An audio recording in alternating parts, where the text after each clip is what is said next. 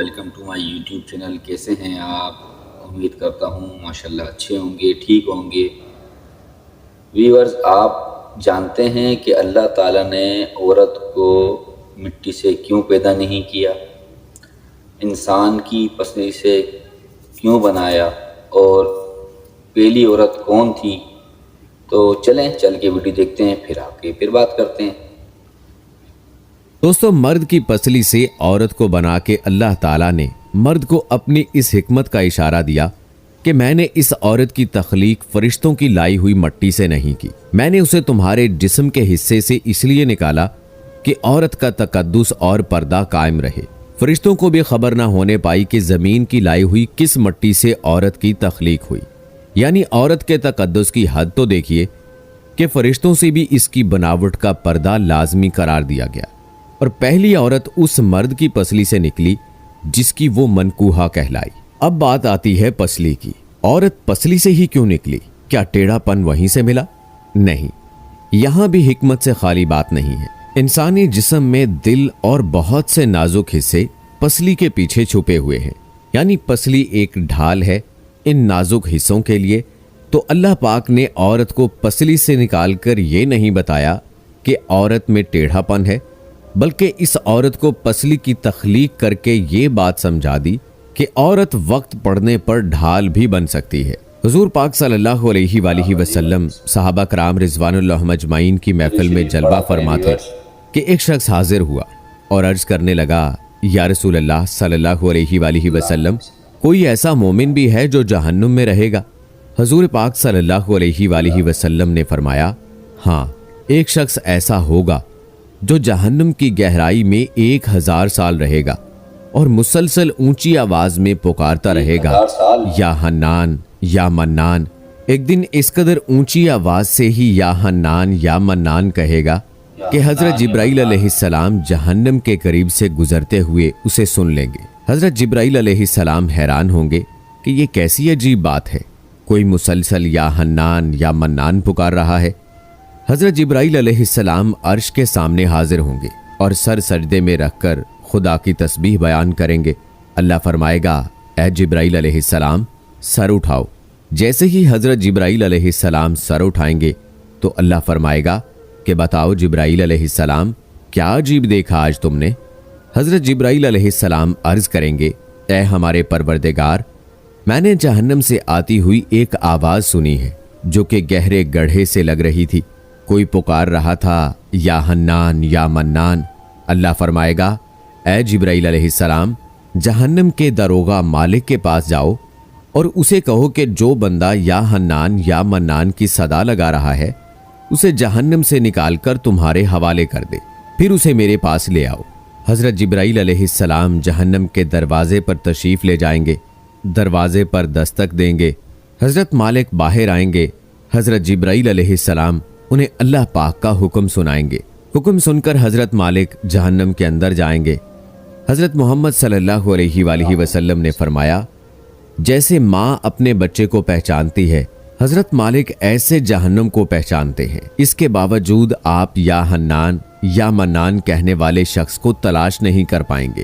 باہر تشریف لائیں گے، حضرت جبرائیل علیہ السلام سے عرض کریں گے، اے جبرائیل، جہنم نے گہرا سانس لیا ہے، اس لیے کون سی چیز پتھر ہے، کون سی چیز لوہا ہے اور کون انسان ہے، اس کی پہچان نہیں ہو رہی۔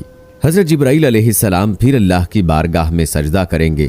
اللہ پاک ارشاد فرمائے گا، اے جبرائیل علیہ السلام، سر اٹھاؤ، تم یا حنان یا منان کہنے والے کو کیوں نہیں لائے؟ جبرائیل علیہ السلام عرض کریں گے، مولا، داروغہ جہنم مالک نے بھی معذرت کر لی ہے، کہتے ہیں جہنم نے گہری سانس لی ہے، اس وجہ سے پتھر، لوہے اور انسان کے درمیان کوئی فرق نہیں بچا ہے، تو یہ سب جل کر کوئلہ بن چکے ہیں، کسی چیز کی پہچان نہیں ہو پا رہی۔ اللہ فرمائے گا، جبرائیل علیہ السلام، مالک سے کہو میرا بندہ جہنم کے فلاں گڑھے میں فلاں کونے میں اس حالت میں پڑا ہوا ہے۔ حضرت جبرائیل علیہ السلام جہنم کے دروازے پر جائیں گے اور حضرت مالک علیہ السلام کو یا حنان یا منان پکارنے والے کا پتہ بتائیں گے۔ حضرت مالک علیہ السلام جہنم کے اندر جائیں گے اور دیکھیں گے ایک شخص ہے، اس کے پاؤں اس کی پیشانی کے ساتھ اور اس کے ہاتھ گردن کے ساتھ بندھے ہوئے ہیں اور جہنم کے سانپ بچھو اس کے ساتھ لیٹے ہوئے ہیں۔ حضرت مالک علیہ السلام اس کی زنجیریں توڑ دیں گے اور جہنم سے نکال کر حضرت جبرائیل علیہ السلام کے حوالے کر دیں گے۔ حضرت جبرائیل علیہ السلام اسے عرش الہی کے سامنے لے کر حاضر ہوں گے، سر سجدے میں رکھیں گے۔ اللہ پاک فرمائے گا جبرائیل علیہ السلام سر اٹھاؤ۔ جبرائیل علیہ السلام سر اٹھائیں گے۔ اب اللہ پاک اس بندے سے فرمائے گا اے بندے، کیا میں نے تیری بہترین تخلیق نہیں کی تھی؟ کیا میں نے تیری طرف رسول نہیں بھیجے تھے؟ کیا میرے رسولوں نے تمہیں میری کتاب نہیں سنائی تھی؟ کیا میرے رسولوں نے تمہیں نیکی کا حکم نہیں دیا تھا؟ کیا تجھے برائی سے منع نہیں کیا تھا؟ وہ بندہ ساری باتوں کو مانے گا، اقرار کرے گا، یا اللہ تو نے میری بہت اعلیٰ تخلیق فرمائی، تیرے رسول بھی تشریف لائے اور انہوں نے تیرے احکام بھی سنائے۔ اللہ پاک فرمائے گا فلاں فلاں گناہ کیوں کیا؟ وہ عرض کرے گا یا اللہ میں نے اپنی جان پر ظلم کیا، جس کی سزا میں مجھے جہنم میں ڈال دیا گیا۔ اے اللہ اس کے باوجود میری امید نہیں ٹوٹی، مجھے تیری رحمت سے امید تھی، میں یا حنان یا منان پکارتا رہا، مولا تو نے مجھے اپنے فضل سے جہنم سے نکالا ہے، یا اللہ مجھ پر رحم فرما۔ اللہ پاک فرمائے گا اے فرشتو گواہ ہو جاؤ، میں نے اس پر رحم کیا اور اسے معاف کر دیا۔ دوستو آئیے اب ذرا اپنا انالیسز کریں، اپنا محاسبہ کریں۔ کیا ہم میں کوئی ایسا ہے کہ جو کہہ سکے کہ میں اپنے ایمان کا حساب کر سکتا ہوں؟ اپنے اپنے گریبانوں میں نظر ڈالیں، کوئی ایسی خوبی جس پر ہمیں یقین ہو کہ ہمیں دوزخ میں نہیں ڈالا جائے گا۔ ہزاروں سال کی عبادتیں بھی رد ہوتی دیکھی گئی ہیں۔ بہت بڑے بڑے لوگ جو خود کو بہت کچھ سمجھتے تھے، جو خود کو اللہ کا نیک سمجھتے تھے، جنہوں نے ہر وقت اللہ کی یاد میں گزارا، لیکن وہ بھی اس دنیا سے چلے گئے۔ لیکن اس دنیا سے جانے کے بعد اس کے ساتھ کیا ہوگا یہ اللہ ہی بہتر جانتا ہے۔ قبر اس دنیا اور آخرت کے درمیان ایک پردہ ہے اور اس کی حقیقت اللہ ہی جانتا ہے۔ اس لیے دوستو اپنے گریبان میں جھانکیں اور اللہ سے ہمیشہ یہی دعا کیا کریں کہ اے اللہ ہم ایک پل، ایک سانس، ایک لمحے کا بھی حساب نہیں دے سکتے، ہم تیری کسی ایک نعمت کا بھی حساب نہیں دے سکتے۔ اے اللہ ہمیں بلا حساب تو جنت میں داخل فرمانا، ہماری تمام خطاؤں، لغزشوں، گناہوں کو بخش دینا۔ ہم سے جو جانے انجانے میں خطائیں ہوئیں، جو جان بوجھ کے کیں، میرے مولا تیری رحمت بہت بڑی ہے، تو ہمیں معاف فرما دے۔ صدقے دل سے اپنے اللہ کے حضور سر بسجود ہو کر اللہ سے دعا مانگے، اللہ ضرور معاف فرما دے گا، کیونکہ اللہ 70 ماؤں سے بھی زیادہ پیار کرتے ہیں۔ دوستو ہمیں یہ ذہن نشین کر لینا چاہیے کہ اگر ہمارے ایمان کا سخت حساب لیا گیا تو یقیناً ہم نہیں بچ پائیں گے، ہم بے حد گناہ گار ہیں۔ لیکن اے اللہ پاک ہم تیری رحمت کا سوال کرتے ہیں، ہم سے حساب اپنی عدل و انصاف پر نہ لینا، بلکہ ہم پر اپنی رحمت اور عطا کا سایہ رکھنا۔ اے اللہ پاک ہماری دعاؤں کو قبول فرما، آمین۔ قیامت کے دن جب لوگوں کے ایمان کا حساب و کتاب ہو رہا ہوگا، پر کچھ لوگ ایسے ہوں گے جن کو اللہ تعالیٰ بغیر حساب کے جہنم میں بھیج دے گا۔ صحابہ کرام رضوان اللہ اجمعین نے عرض کیا یا رسول اللہ صلی اللہ علیہ وآلہ وسلم وہ کون سے لوگ ہوں گے؟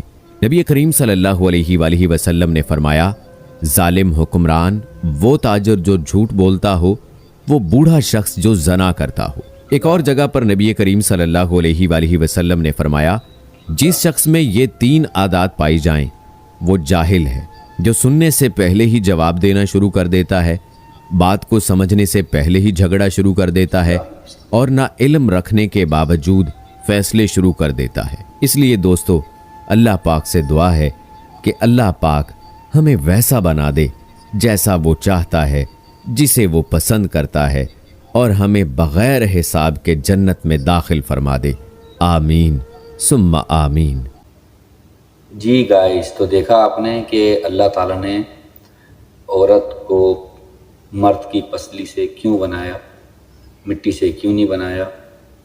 اللہ تعالیٰ نے ہماری آنکھوں کے آگے پردہ ڈالا ہوا ہے، اگر یہ پردہ ہٹ جائے نا تو آپ کو جنات، شیطان، بدروح، اچھی روح سب نظر آنا شروع ہو جائے گی۔ پھر یہ فرشتے جو بیٹھے ہیں کندھوں پہ یہ بھی نظر آنا شروع ہو جائیں گے، پھر سب نظر آنا شروع ہو جائے گا۔ پر یہ پردے ہیں جو اس دنیا کی لذت کے لیے گم ہوئے ہیں، یعنی ہم اس دنیا میں گم ہو گئے ہیں اور یہ پچھلا ہم سب بھول گئے ہیں۔ حالانکہ جب ایک چھوٹا بچہ پیدا ہوتا ہے، جب اللہ کے پاس اس کی روح ہوتی ہے تو یہ اللہ تعالیٰ سے وعدہ کرتا ہے، یہ بچہ جو ہے اللہ تعالیٰ سے وعدہ کرتا ہے کہ میں دنیا میں آ کے بہت نیک وکار بنوں گا، تبلیغ والا بنوں گا، سب سے اخلاق سے بات کروں گا، کوئی چوری نہیں، کوئی چکاری نہیں، والدین کا دل نہیں دکھاؤں گا، تیرے بارے میں بتاؤں گا اللہ کہ تیری شان کیا ہے، چاہے وہ ہندو کا بچہ ہو یا مسلمان کا بچہ ہو یا عیسائی کا بچہ ہو یا XYZ کوئی بھی ہو۔ یہ سارے جو ہے نا، یہ اللہ تعالیٰ سے وعدہ کر کر آتے ہیں کہ ہم دنیا میں جائیں گے۔ اللہ تعالیٰ بھی پوچھتا ہے کہ تم عیسائی کے کیوں پیدا ہونا چاہ رہے ہو؟ تو کہتا ہے میں وہاں جا کر عیسائی کے، یعنی جو میرا باپ ہوگا عیسائی، میں اس کو سمجھاؤں گا، اس کو مسلمان کروں گا کہ آپ جو ہیں اللہ تعالیٰ کا شرک کر رہے ہیں، اللہ تعالیٰ واحد اکیلا ہے۔ پر بات وہی ہے، وہ ہندو کے یہاں بھی ایسا ہی ہوتا ہے کہ میں ہندو کو بھی جا کے سمجھاؤں گا کہ آپ جو ہے وہ مٹی کی پوجا کر رہے ہیں۔ اسی طرح مسلمان کے بھی پیدا ہوتا ہے، اسی طرح جگہ جگہ پیدا ہوتا ہے۔ پر جب چھوٹا نامود بچہ جب آہستہ آہستہ بڑا ہوتا جاتا ہے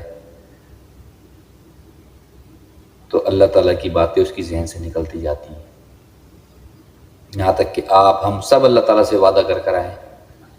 یہ نہیں بھولیے گا کہ نہیں، ایک ایک بچہ جو اس دنیا میں پیدا ہو چکا ہے، پر وقت کے ساتھ ساتھ جیسے بڑھتا جاتا ہے، بڑا ہوتے جاتا ہے، اللہ تعالیٰ کو بھولتے جاتا ہے، بھولتے جاتا ہے، بھولتے جاتا ہے۔ ہندو کے یہاں اگر پیدا ہوا تو پھر ان کا اس کو اپنا لیتا ہے، عیسائی کے یہاں ہوا تو عیسائی کا اپنا لیتا ہے، مسلمان کے یہاں ہوا تو مسلمان کا بھی ہونا نہ ہونا برابری، کیونکہ آج کل ہم لوگوں سے زیادہ عبادت جو ہے وہ نان مسلم کر رہے ہیں کافر، ہیں مشرک۔ پر دیکھا جائے ہماری تو مسجدیں ہی ویران پڑی ہیں۔ نبی پاک صلی اللہ علیہ وآلہ وسلم نے فرمایا تھا کہ مسجدیں کچی ہوا کریں گی اور ایمان پکے ہوا کریں گے اس وقت کے دور میں، اور اب کے دور میں کہا کہ مسجدیں پکی ہوا کریں گی اور ایمان کچے ہوا کریں گے۔ فرق ہے نا؟ دیکھیں، سوچیں، اپنے گریبان کے اندر جھانکیں کہ آیا کہ میں کیا کر رہا ہوں۔ میں جو ہے نا، یہ میں بہت غلط چیز ہے۔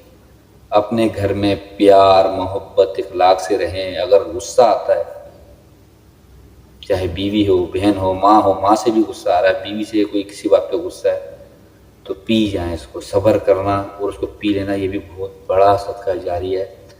اور میں آپ سے پہلے بھی کہہ چکا ہوں کہ زبان وہی چیز ہے جو عرش پہ بھی لے جاتی ہے اور فرش پہ بھی لے جاتی ہے، چاہے وہ لیڈیز کے لیے ہو یا وہ جینٹس کے لیے ہو یا چھوٹا بچہ ہی کیوں نہ ہو۔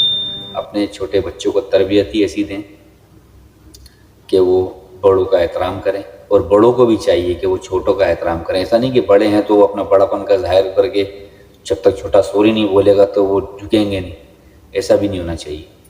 اپنے اندر نرمی پیدا کریں، محبت رکھیں اپنے اندر۔ یہ زندگی 4 دن کی ہے، 4 دن کی پانی کا بلبلہ جس طرح ایسے اڑتا ہے اور پھڑک کر کے پھٹ جاتا ہے، پانی کا بلبلہ۔ اس دنیا کو پانی کا بلبلہ کہا گیا ہے، مسافر خانہ کہا گیا ہے، صحرا کہا گیا ہے۔ کس طرح سے آپ کو بتاؤں، یہاں کے دن اور وہاں کے دن میں زمین و ایک دن کا، وہاں کے 1000 سال، یہاں کے 1000 سال اور وہاں کا ایک دن، اتنا فرق ہے۔ تو امید کرتا ہوں ویڈیو آپ کو اچھی لگی ہوگی۔ میری ویڈیو کو لائک کریں، شیئر کریں اور کمنٹس تو پلیز کر لیا کریں یار، آپ کے آگے ہاتھ جوڑ لیں، کر لیا کریں، اور سبسکرائب تو لازمی کیا کریں۔ یہ تو مین پوائنٹ ہے، تو میں بتانے بھول گیا آپ کو، یہ تو آپ تو کرتے ہی نہیں ہیں۔ سبسکرائب لازمی کرا کریں۔ پھر دوبارہ حاضر ہوں ایک نئی ویڈیو کے ساتھ۔ السلام علیکم ورحمۃ اللہ وبرکاتہ۔